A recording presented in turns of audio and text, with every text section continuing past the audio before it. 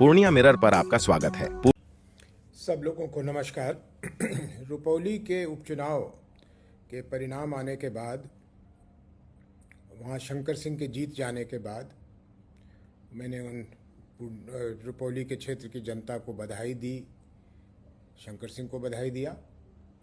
लेकिन इसी बीच समाज से प्यार रखने वाले कुछ लोगों ने मुझे अपने सांसद पप्पू यादव जी का कुछ बयान भेजा। बयान मैंने सुना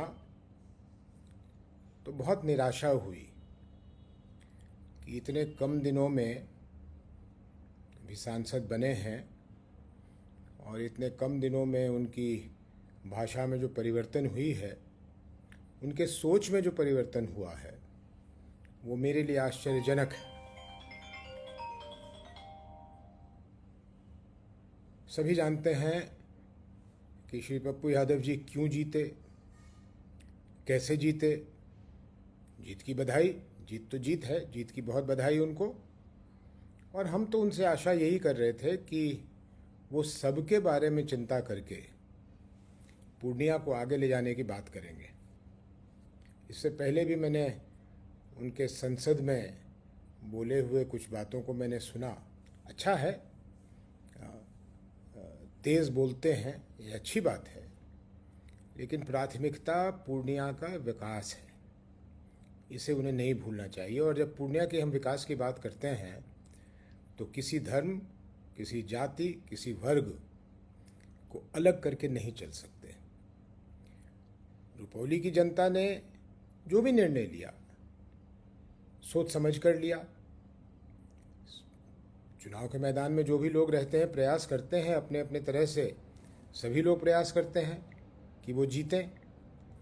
लेकिन इसका अर्थ ये नहीं लगना चाहिए कि किस वर्ग ने, किस जाति ने, किस समूह ने किसको साथ दिया, किसको नहीं दिया। मैं समझता हूँ कि उन्हें आत्मचिंतन की आवश्यकता है। वो आत्मचिंतन करें और अपनी इस तरह की बातों से परहेज़ करें। नहीं तो फिर वो होगा जो मैं नहीं चाहता कि हो,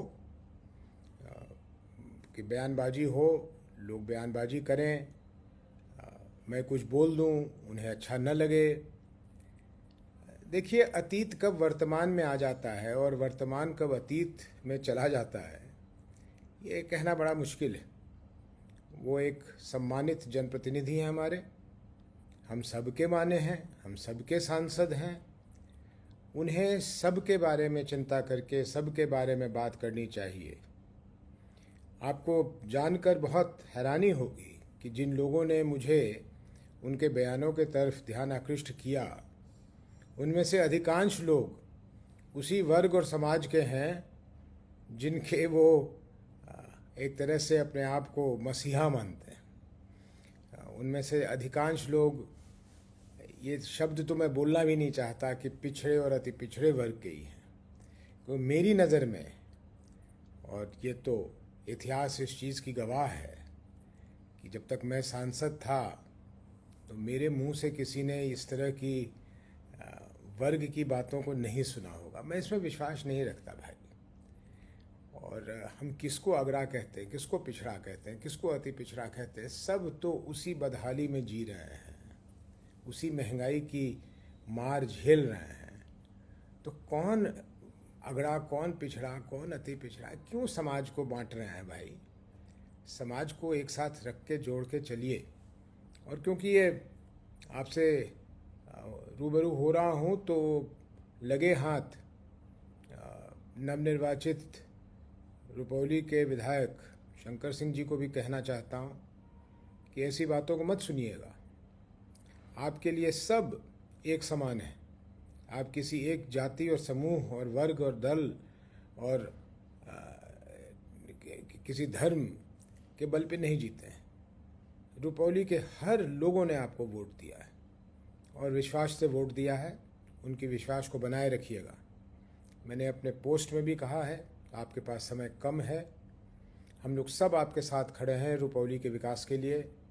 आप अपने काम में मन लगाइए, पटना की राजनीति से अलग रहिए और मन लगाकर काम कीजिए, क्योंकि मैं चाहूँगा कि आपके जैसा व्यक्ति समाज की सेवा में लगे, समाज की सेवा करे और बार बार रुपौली के लोग आपको अपना प्रतिनिधि चुने।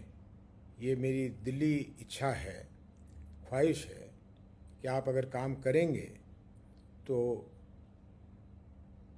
मुझसे जो बन पड़ेगा आपको मदद करने के लिए किसी भी तरह से, उसमें मैं पीछे नहीं हटूँगा।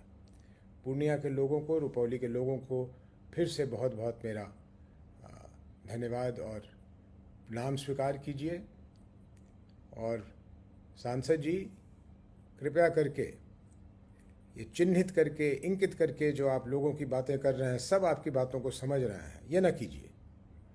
करेंगे तो मैं भी बाध्य हो जाऊंगा। बहुत धन्यवाद।